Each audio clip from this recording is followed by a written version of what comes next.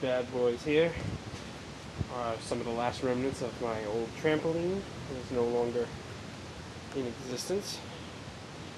This is good stuff right here. This is galvanized steel. It's at least 12 gauge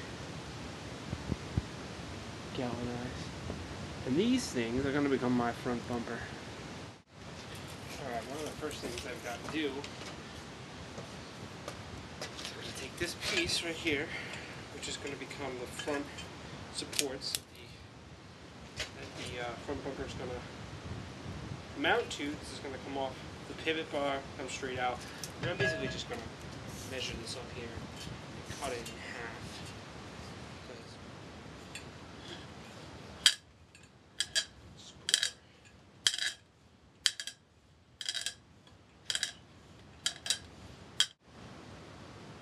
Stuff's thicker than I thought. This is the perfect stuff for a front bumper, I'll tell you that much.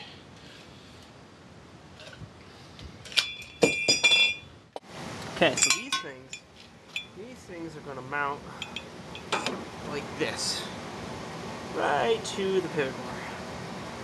Weld that shit right on there. Now, it's not ideal to be using round tubing for that, but whatever. If I do a really good weld all the way around, it'll be nice and strong. And obviously the same thing will occur on this side. Okay, and they'll stick out the front, both of them stick out the front.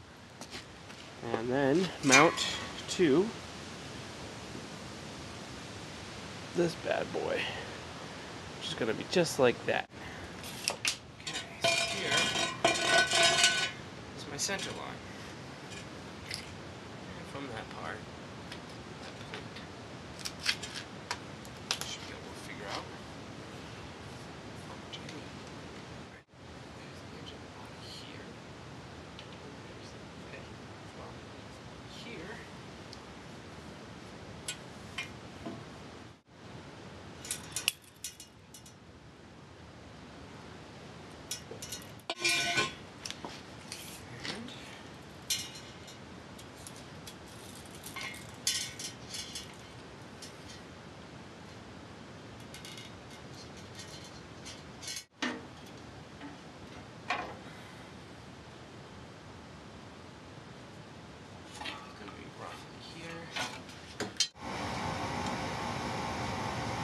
Got 15 inches.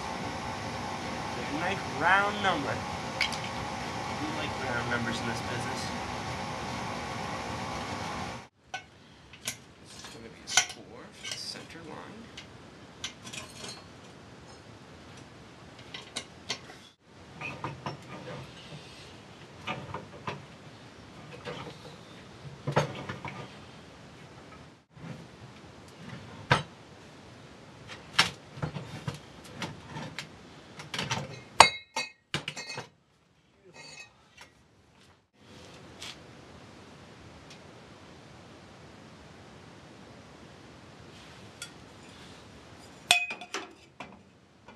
That's nice. The fact that that's going to stay out there, that's really key.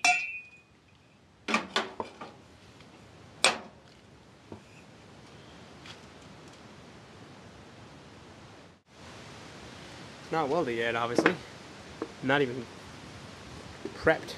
It's not ground yet. But that's going to be one hell of an awesome front bumper. My suggestion to anybody out there that wants to do this kind of work, go on Craigslist, find people that are getting rid of, either for free or for very inexpensively, a trampoline. Find the trampolines. Even if you're going to pay $200 for them, the frame, the steel tubing on this frame, you can't buy that many feet of that kind of gauge and that kind of high strength galvanized steel for anywhere near $200. I mean, we're talking about, dozens of feet all told. And this stuff is nice because it's got those two curves in it. It makes a perfect front bumper.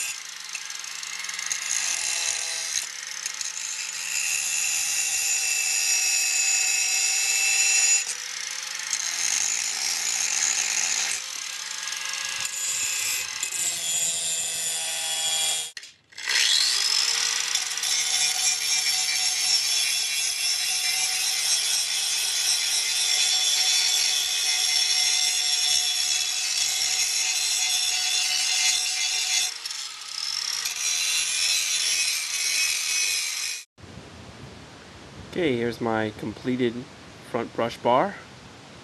I just put a couple of little tack welds in it just to hold it together, just to get a proof of concept, which I am apt to do all the time. Let's see here. See, I don't know if you can see, but it fits perfectly in between those two frame bars there. It sits out front and gets really good coverage of that front wheel on both sides.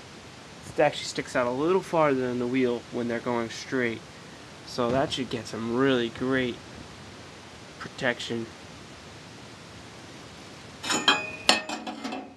Just came up with a great idea for mounting this thing, as it occurred to me, if I weld it right to the pivot bar, that if I need to make any kind of repairs, or if I bend up the brush bar or whatnot, I won't be able to take it off easily, at least. So what I'm going to do, what I realized is that these pipes are different sizes. This is smaller than this, and if you notice, this slides in to that. So what I'm going to do, obviously this is not a very good piece because it's short and one end is tapered, but I'm going to get some longer stock of this size, and I'm going to mount it here, on here, and on both sides, and then I'll have sleeves that my front bumper can slide into, and I'll just pin it. That way it'll be really easy to take apart. It'll still be plenty strong, and it's a system that can easily be repaired if needed.